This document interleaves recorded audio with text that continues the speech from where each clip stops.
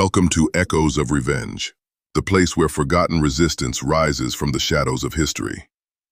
Before we begin tonight's journey, tell us where you are watching from, your city, your country, and your time. And if you have not subscribed yet, please subscribe and like the channel so more hidden stories can reach you. In Natchez, Mississippi, the year was 1852, and the life of Duncan Skinner, a white overseer feared by everyone on the plantations, was about to meet a violent and unexpected end. Skinner had gained a reputation for cruelty that surpassed even the harshest punishments enforced by plantation owners. His whip was feared across acres of cotton fields, his eyes always searching for missteps, and his anger struck without warning. Every day, enslaved people endured his abuse in silence, knowing that any complaint or act of defiance could result in brutal punishment. Skinner believed himself untouchable, that the system and the plantations themselves protected him. Yet he had underestimated the determination and intelligence of those he oppressed. Among the enslaved, whispers began to spread of a plan, a shadow who would one day challenge the overseer and bring justice for years of cruelty. The man who would become the shadow had long observed Skinner. He had endured his punishments, witnessed the suffering of families, and noted every habit, every route Skinner took through the fields, every time he patrolled the cabins, and the hours he favored for meals and rest. Each observation was stored carefully, forming a plan that would take months to execute. Survival was paramount, and patience was the key. He knew that a single mistake could cost him his life and the lives of those he loved. Yet the cruelty he had witnessed ignited a fire within him, a desire for vengeance that could not be ignored. The act he would commit was not born of anger alone, but of carefully calculated strategy, a strike against the injustice that had ruled his life and the lives of countless others. The night of the act arrived. Shadows fell across the plantation, the moon obscured by clouds, and the fields were quiet except for the distant murmur of animals. The man approached silently, every step calculated, every sound muted, and every movement deliberate. He had memorized the layout of the fields, the placement of guards, and Skinner's usual path through the quarters. In a moment that seemed to last an eternity, he struck, confronting Skinner and ending the life of the cruel overseer. The plantation erupted in chaos. Guards rushed from their posts, but the man was already gone, disappearing into the dense forest that surrounded the area. Panic spread through the white population, while fear and whispers spread among the enslaved, as everyone realized the audacity of the act. He had not only exacted vengeance, but had done so with precision and intelligence, leaving no trace behind. In the immediate aftermath, the man vanished. He moved silently through forests, swamps, and rivers, using the land to conceal his movements. He understood that freedom and survival depended on his ability to remain unseen. Every rustle of leaves, every snap of a branch, became a signal to stay still or flee. Patrols scoured the fields, towns, and forests, but he had learned to move with the rhythm of nature, blending into the shadows and avoiding detection. His escape became a symbol of hope among the enslaved and a source of fear for the white population. News of the overseer's death spread quickly, along with the story of the man who had committed it and vanished. It became the beginning of a legend, one that would grow as he continued to survive and inspire others in ways that were both subtle and powerful. After the night that Duncan Skinner was killed, a tense silence settled over the Natchez plantations. The enslaved moved cautiously, wary of suspicion, while the white overseers were thrown into panic. Nobody could understand how Skinner, a man feared by all, had been struck down without warning. The plantation owners increased their patrols, locking gates, posting guards at every entrance, and demanding that everyone reveal any information. Yet the man who had carried out the deed was already far away, hidden by dense forests, winding rivers, and his own careful planning. He moved silently, always aware that any mistake could end his life. Every rustle of leaves, every snap of a branch, became a signal to remain still or flee. The shadows of the night were his allies, concealing him from those who sought him, while the story of his vengeance began to travel faster than any messenger could ride. The forests surrounding Natchez became both a sanctuary and a battlefield for survival. The man foraged for edible roots, fished in streams, and hunted animals with tools he fashioned himself. Each day was a test of endurance and cunning, for white patrols scoured the woods relentlessly. He had to know the locations of camps, patrol routes, and habits to avoid detection. In the evenings, he rested hidden beneath thick branches, reflecting on the injustice that drove him. The memory of Skinner's cruelty fueled not only his survival instincts, but also a sense of mission. His act of revenge had been personal, yet he now carried a greater purpose: to survive and become a symbol of defiance, a living warning to those who inflicted cruelty without consequence. Along his journey, he encountered other enslaved individuals attempting to flee plantations. He did not reveal himself to all, for trust was dangerous, yet he guided those he could, providing advice on safe routes, alerting them to patrols, and leaving tools or supplies in hidden spots. Each encounter was brief but critical, giving others a chance at survival and freedom. The man's knowledge of the land and rivers allowed him to navigate areas that would have been impossible for most to cross safely. He became a shadow guide, moving unseen and leaving no trace. The story of his courage spread among enslaved communities, carried in whispers. People spoke of him as a phantom, a man who could strike with precision and vanish like smoke. His legend grew, shaping hope and daring among those trapped in a world designed to break them. The white population of Natchez grew increasingly desperate as rumors of the man's survival reached them.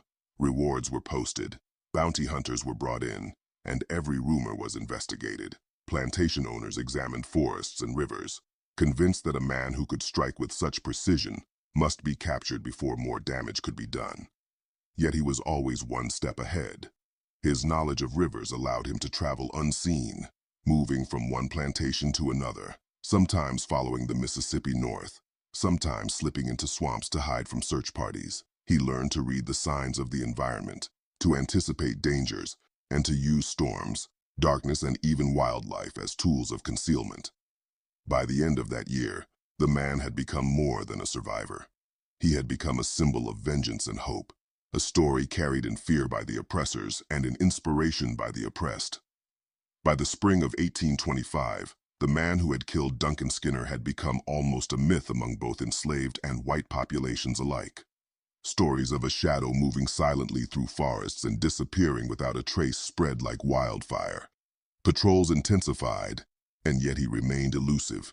He had become a master of moving undetected, traveling through dense forests, crossing rivers, and navigating swamps that few dared enter. Survival depended on his ability to read the land, anticipate danger, and remain invisible. Every step was deliberate. Every decision carried the weight of life or death. He had learned to blend into shadows, to move with the rhythm of nature, and to survive where others would fail. During this time, he encountered enslaved people planning escapes. He left subtle clues: a rope, a hidden path, or food in a concealed spot.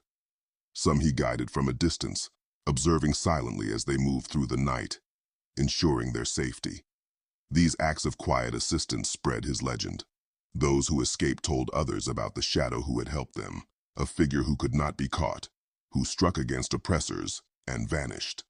His legend grew, shaping hope and daring among enslaved communities.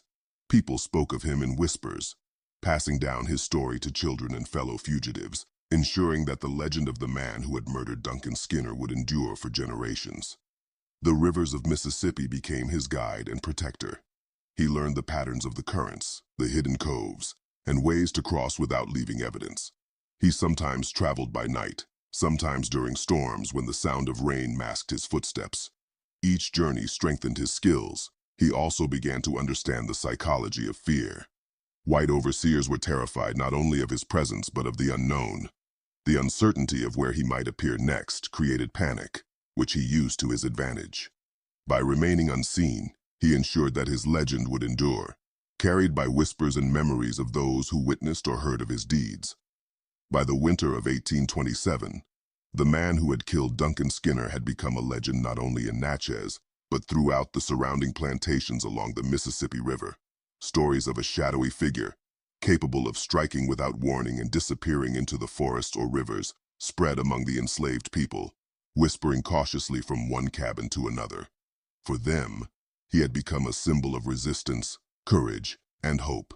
For the white population, he was a figure of fear, an enigma whose presence they could neither see nor predict.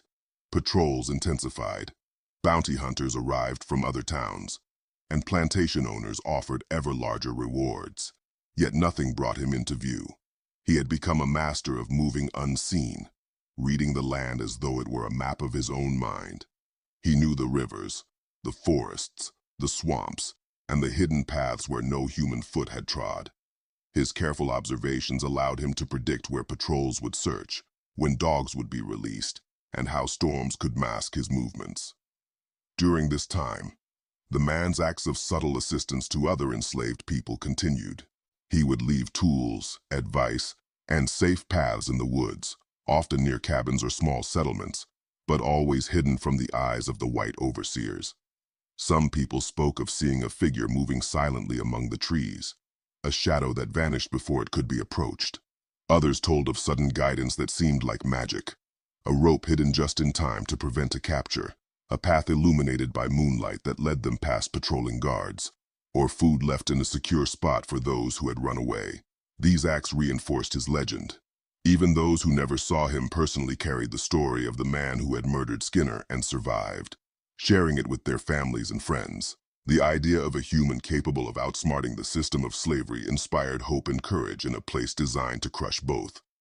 By the summer of 1828, the man had traveled farther north, moving through forests and small settlements where sympathetic free blacks provided shelter and guidance. He was careful to avoid towns and roads, knowing that any mistake could reveal his location. He learned to move with the rhythm of nature, listening to the sounds of the river, the wind in the trees, and the nocturnal cries of animals to navigate unseen. His survival skills became extraordinary, blending the cunning of someone who had endured years of brutality with the resourcefulness of someone determined never to be captured. He remained aware of the white population's fear and paranoia, using it to his advantage, knowing that their search patterns would never anticipate his moves. His legend continued to grow, the story of Duncan Skinner's death merging with tales of a shadow who had struck back at oppression and vanished without a trace. Despite his constant movement, the man never forgot those who were still enslaved. He returned in secret to areas where he knew enslaved people were planning escapes, offering guidance from a distance and leaving hidden tools. He never revealed his identity, understanding that trust could be fatal. Families escaped under his indirect protection, moving quietly along hidden trails and rivers that he had scouted, reaching safe havens where they could live without immediate fear. The legend of the Shadow of Natchez grew with every successful escape. The story became a teaching tool, passed from one generation to the next, emphasizing strategy, courage, and resilience. Even the white population, though fearful and confused, could not prevent the legend from spreading. The man's actions showed that even in a world designed to break the enslaved, one person could change lives through courage, intelligence, and a relentless pursuit of justice. By the spring of 1830, the man who had killed Duncan Skinner had become an almost mythical figure in Natchez and across neighboring plantations. Stories of his presence, of a shadow who moved unseen through forests and rivers, had spread far and wide. Some whispered that he could vanish into thin air, strike at those who enforced cruelty, and reappear in places no one could imagine. Plantation owners grew increasingly frantic, sending patrols deeper into the forests, offering larger rewards, and bringing in outsiders to track him. Yet each effort failed. The man had learned to read the land in ways that surpassed ordinary knowledge. He understood the movements of the river, the behavior of animals, and the patterns of storms.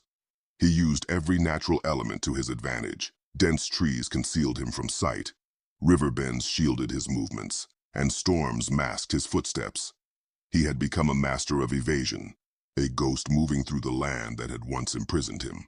As he continued his life on the run, He also witnessed the struggles of other enslaved people in the region. Families were torn apart, men and women were whipped for minor missteps, and children suffered under punishments they did not deserve. These scenes reminded him why he had acted against Skinner and reinforced his determination to survive. Occasionally, he left small signs, tools, or messages in hidden spots for those seeking freedom. A sharpened stick left beneath a log, a rope tucked in a hollow tree, or a note marking a secret path allowed others to escape the oppressive plantations safely. Even though he remained unseen, his acts created ripples of hope and defiance. His legend grew with every successful escape, teaching others that courage, cunning, and careful planning could overcome the brutality of slavery. By the summer of 1830, he had moved farther north along the Mississippi River, using its winding paths and dense forests to stay ahead of patrols. He had learned to survive in any condition: scorching heat, torrential rain, and freezing winter nights. The rivers provided both food and transportation, allowing him to move quickly and safely. The forest offered shelter, concealment, and resources for sustenance. His understanding of the land became almost supernatural.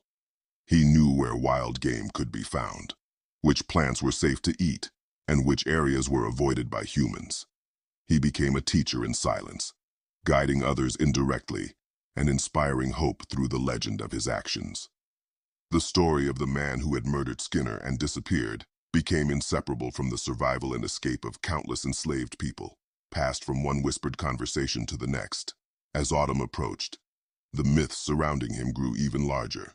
Some claimed he had supernatural abilities, that he could disappear into shadows or control the rivers and storms themselves. Others insisted he had allies among free blacks who provided shelter and guidance. The truth remained unknown, but the impact of his actions could not be denied. Enslaved people shared his story with their children, teaching lessons of courage, strategy, and resilience. Plantation owners, though terrified and desperate, could not erase his memory.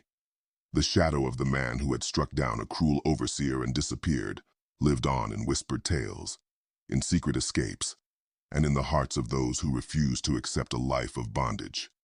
His legend became timeless, a reminder that even in the darkest circumstances, resistance and intelligence could triumph over cruelty. By the winter of 1831, the legend of the man who had killed Duncan Skinner and disappeared had grown to such a level that even plantation owners far from Natchez had heard of him. Whispers of a shadow moving silently through forests, rivers, and swamps spread across the Mississippi region. Some claimed he could vanish into the mist of early mornings and appear where least expected, while others told stories of him leaving guidance and protection for those fleeing bondage. Despite the rumors, his survival depended entirely on skill, patience, and awareness. He continued to travel at night, moving through dense forests and hidden trails, using every natural feature to conceal his movements. The rivers, swollen from seasonal rains, allowed him to travel quickly, while the forest provided shelter and resources for survival. He had become one with the land, blending seamlessly into its shadows and rhythms, moving as silently as the wind that whispered through the trees. During these months, he encountered more enslaved people attempting to escape, and he continued his quiet work of guiding and helping them.